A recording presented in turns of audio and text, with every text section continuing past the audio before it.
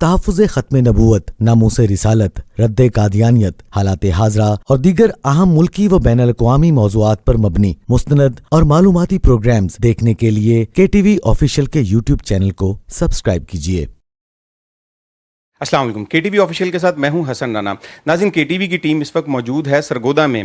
جس کو شاہینوں کا شہر بھی کہا جاتا ہے، اور اسی شاہینوں کے شہر کو یہ اعزاز حاصل ہے کہ یہاں پر ختم نبوت کے حوالے سے ایک ایسا جو کیس ہے وہ سامنے آیا اور اس کا FIR کاٹی گئی، جو کہ پاکستان کی تاریخ میں پہلی FIR ہے، اور یہ ختم نبوت کے حوالے سے نہایت ہی جسے کہتے ہیں کہ ایک اہم جو ہے وہ ایک حیثیت رکھتا ہے۔ اور اس وقت ہم موجود ہیں ملک شفقت عباس اوان صاحب کے ساتھ، جو کہ سابق پریزیڈنٹ ہیں بار کونسل کے، اور یہی اس کیس کو لیڈ کرتے رہے، ان کی ٹیم لیڈ کرتی رہی۔ سب سے پہلے تو سر میں آپ کو مبارکباد پیش کرتا ہوں۔ پاکستان کے قانون میں قادیانیوں کے خلاف جو قوانین موجود ہیں، امتناع قادیانیت آرڈیننس 298B ہے، 298C ہے، اس کے حوالے سے ہم یہ دیکھتے ہیں کہ مختلف مقدمات قادیانیوں کے خلاف کٹتے آئے ہیں، لیکن جو FIR ملک شفقت عباس صاحب اور ان کی ٹیم کو جو کریڈٹ جاتا ہے، وہ FIR پاکستان کی تاریخ میں ایک پہلی FIR ہے جو کہ کاٹی گئی کہ ایک خاتون جو ہیں وہ انہوں نے اسلام چھوڑا اور وہ قادیانی ہو گئیں، اور قادیانی ہونے پر ان پر FIR کاٹی گئی۔ سر سب سے پہلے میں آپ کو ایک دفعہ پھر مبارکباد پیش کرتا ہوں، اور مجھے ذرا ہماری جو آڈینس ہے اس کے ساتھ ذرا آپ شیئر کیجئے کہ اس سارے کیس کا کیا بیک گراؤنڈ ہے اور کس طرح سے یہ شروع ہوا۔ بسم اللہ الرحمن الرحیم۔ سب سے پہلے تو میں تمام سننے والوں کو، تمام مسلمانوں کو اس پر مبارکباد پیش کرتا ہوں۔ یقیناً یہ 70s کے بعد جب سے قادیانی کو کافر ڈکلیئر کیا گیا ہے، مختلف FIRs ان پہ ہوتی آئی ہیں، لیکن یہ اپنی نوعیت کی پہلی FIR ہے۔ اس سے پہلے مذہب تبدیلی پر کوئی FIR نہیں ہوئی۔ اس کا سارا کریڈٹ جاتا ہے شیخ بدر عالم صاحب کو، اللہ تعالیٰ ان کو غریق رحمت کرے۔ اس FIR کے درج ہونے کے بعد ان کی ڈیتھ ہو گئی ہے۔ انہوں نے مجھ سے رابطہ کیا کہ اس طرح ایک معاملہ ہوا ہے تھانہ اربن ایریا کی حدود میں، وہاں پہ فضا طارق نام کی ایک لڑکی ہے، اور اس نے صرف یہ نہیں کہ مذہب تبدیل کیا ہے، بلکہ اس نے بڑی ڈیرنگ جو سٹیٹمنٹ دی ہے تھانے میں آ کے کہ جی میں نے اپنی مرضی سے اسلام کو چھوڑا ہے، قادیانیت قبول کی ہے، اور میرے والدین اور اس پہ سارے خوش ہیں، اور فلاں ایک شخص سے میں نے شادی بھی کر لی ہے۔ تو ہمیں یہ ایفرٹ کرنی چاہیے کہ اس کے خلاف FIR درج ہو۔ تو ہم نے ان کی سربراہی میں سیشن جج صاحب کی عدالت میں 22AB کی درخواست دی کہ یہ مقدمہ درج کیا جائے۔ ایک لمبی ڈسکشن ہے، اس کو 6 مہینے تک یہ 22AB جو ہے وہ زیر سماعت رہی ہے، مختلف مراحل اس میں آئے ہیں۔ ختم نبوت کی پوری سرگودا کی ٹیم جو ہے اس کی ایفرٹس اس میں شامل ہیں، سارے لوگ ہر پیشی پر آتے رہے ہیں۔ اس میں جج صاحب کہتے تھے کہ مجھے آپ کنونس کریں کہ کس طرح مذہب تبدیلی جو ہے وہ توہین مذہب ہے یا وہ توہین رسالت ہے۔ تو اس میں جو مین آرگومنٹ تھا وہ یہ تھا ہمارا کہ جب بھی کوئی شخص قادیانیت قبول کرتا ہے تو اس کا مطلب یہ ہے کہ وہ کسی اور شخص کو نبی کریم صلی اللہ علیہ وآلہ وسلم پر فوقیت دیتا ہے، نعوذ باللہ، اور یہی توہین رسالت ہے۔ جب آپ یہ سمجھتے ہیں کہ کوئی دیگر شخص وہ زیادہ اہل ہے نبی کریم صلی اللہ علیہ وسلم سے، اس کا مقام زیادہ ہے نبی کریم صلی اللہ علیہ وسلم سے، تو یہ وہ پوائنٹ تھا جو ہمارا پک ہوا۔ اس پوائنٹ پر یہ FIR نمبر 151/22 جو ہے میری مدعیت میں اللہ تعالیٰ نے مجھے یہ اعزاز دیا ہے کہ میں اس FIR کا مدعی ہوں، تو ہمارے اس پوائنٹ پر FIR جو ہے وہ درج ہوئی ہے، اور ہمارا یہی پوائنٹ آف ویو رہا ہے کہ کوئی بھی شخص کوئی بھی کچھ ہو جائے وہ نبی کریم صلی اللہ علیہ وسلم کی جوتی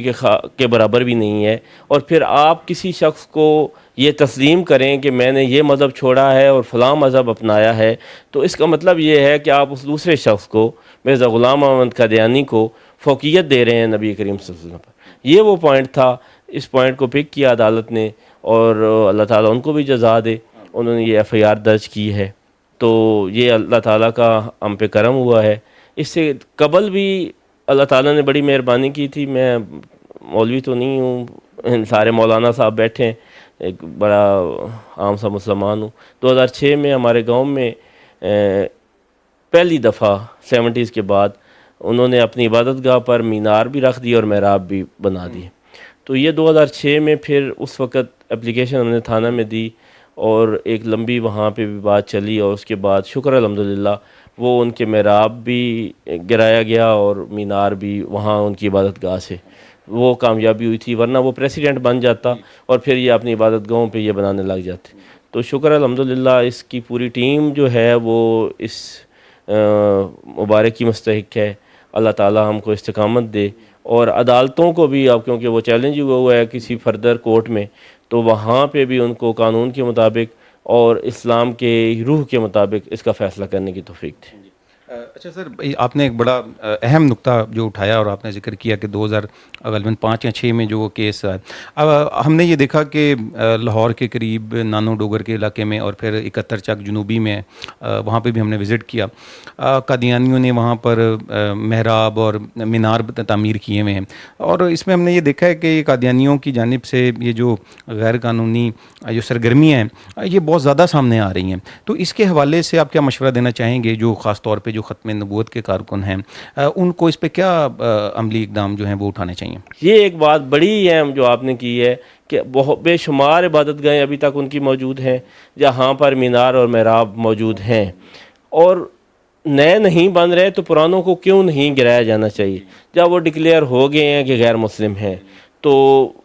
وہی کرائٹیریا ان عبادت گاہوں پہ بھی لاگو ہونا چاہیے جو نئی بننے والی عبادت گاہیں ہیں, تو ان کو بھی فوری ریموو کروایا جانا بہت ضروری ہے. اس پہ ہم انشاءاللہ تعالی آپ کسی فورم پہ سب کو اکٹھا کریں, میں بھی حاضر ہوں, سارے دوست حاضر ہیں, تو اس پہ ایک ملکی لیول پہ ہمیں ایجیٹیٹ بھی کرنا چاہیے, اور یہ قانون نافذ والے ادارے جو ہیں ہمارے ان کے علم میں بھی یہ بات لانی چاہیے.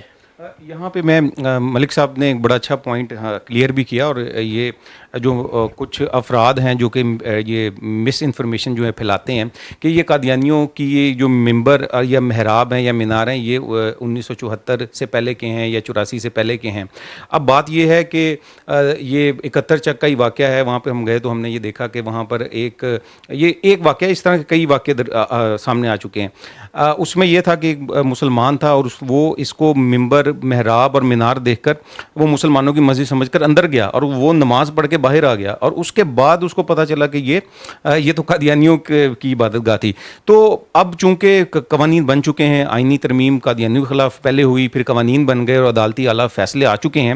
جیسا کہ شفقت صاحب نے بھی اس کو لیبریٹ کیا ہے. تو اب یہ بحث نہیں ہے کہ وہ پرانے ہیں یا نئے ہیں, اب بات صرف یہ ہے کہ یہ قوانین موجود ہیں. میں ایک بات اس میں کرنا چاہوں گا کہ سب سے بڑی بات یہ ہے کہ یہی چیزیں وہ دکھا کر ہمارے سادہ لوگ جو مسلمان ہیں ان کو اس پٹری پہ لگاتے ہیں کہ یہ دیکھیں ہماری عبادت گاہ وہی جو آپ کی عبادت گاہ, ہمارا قرآن وہی جو آپ کا قرآن, ہم نماز, ایون کہ وہ اپنی عبادت کو نماز کا نام بھی نہیں دے سکتے, ہم بھی وہی نماز پڑھ رہے جو آپ لوگ پڑھتے ہیں, کوئی فرق نہیں ہے. یہ تو ان کا جو دعویٰ ہے نبوت کا, یہ تو وہ جا کے بندے کو بتاتے ہیں جب وہ بندہ پوری طرح گھر چکا ہوتا ہے. وہ تو 18 پہلے اور دعوے ہیں ان کے پاس موجود, اس کی تفصیل کی نہیں. اس نے تو غلام احمد قادیانی نے خود کو عیسیٰ کہا, خود کو مریم کہا, نعوذ باللہ, پتہ نہیں امام مہدی کہا, کیا کیا اس نے دعوے کیے, اور وہ بڑے لوور لیول پہ وہ شروع کر کے اور بندے کو یہاں پہ لے کے آتے ہیں. اگر ایسی کوئی چیز موجود ہوگی جو ریزمبلنس ہوگی مسلمانوں میں اور ان میں, تو وہ ڈیفینیٹلی ہمارے ان سادہ لوگ مسلمانوں کے لیے ان کے ایمان کا خطرہ ہے. تو میری تو یہی ریکویسٹ ہوگی حکومتی اداروں سے کہ جتنے بھی محراب ہیں وہ پرانے ہیں یا نئے ہیں, اس سے کوئی فرق نہیں پڑتا, وہ فوری طور پر ریموو ہونا چاہیے. جی ناظرین, آپ نے گفتگو سماعت فرمائی.